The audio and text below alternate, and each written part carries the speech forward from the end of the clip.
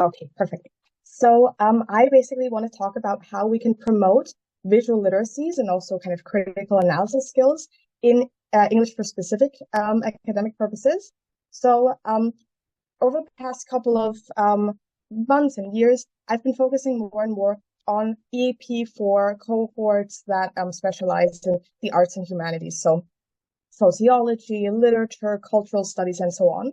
So here students really need those skills in visual literacy, critical thinking, analytical skills, and qualitative research methodologies. And one major kind of method to kind of create tasks and prompts that was used over the past, 10, 15, 20, and so on years was to give students a task around a famous painting or poem. And then students had to critically analyze this through a specific lens. So through an eco-critical lens or a feminist lens or a psychoanalytical or historical lens. And so that was always, that was fine until now with the emergence of AI. Students obviously, when trying to analyze a very famous painting, for example, one by Van Gogh or Picasso, can easily just tell ChatGPT to write up a critical analysis through a specific lens on this painting or drawing or sketch. And so what I now, for the past 18 months, started doing has been I actually used AI to my own advantage to kind of create entirely new visuals, so images, paintings, photorealistic images, and so on, to then give to my students to analyze. And I did this for two major reasons.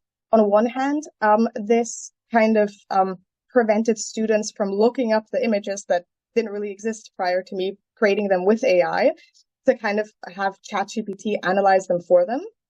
And the second main advantage that I found was that it kind of also prevented students from speculating too much on the creator's intent or thoughts behind the artwork or text. So especially in literary studies, it's very important to be aware of this, what we call intentional fallacy, and not to focus too much on why a text was created, or a painting was created, but rather just analyze it for what it is. So the text kind of exists within itself and not as something produced by a human.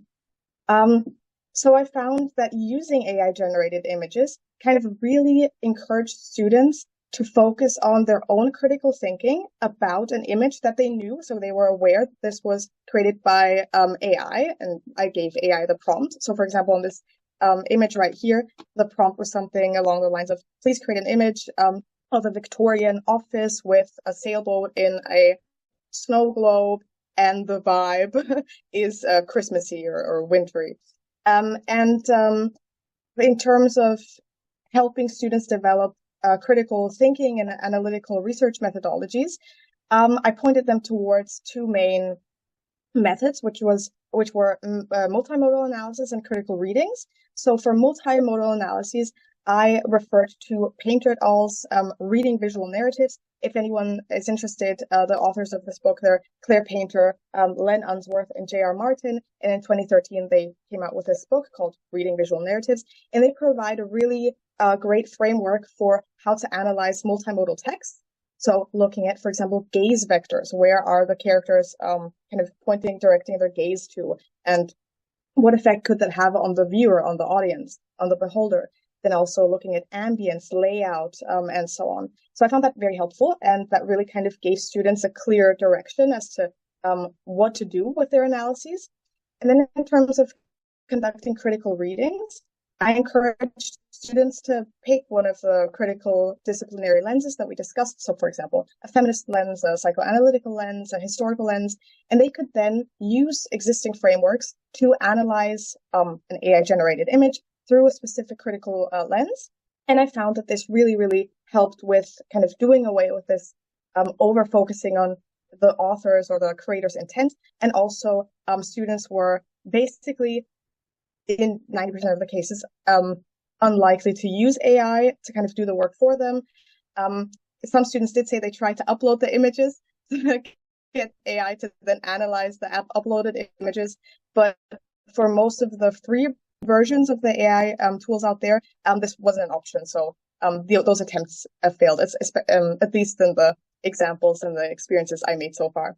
So yeah, overall, it was a great success. And yeah, I can only recommend kind of using this specific kind of method specifically for students who really need to work on those kind of socio-cultural analysis skills. So yeah, happy to answer any questions about this later on.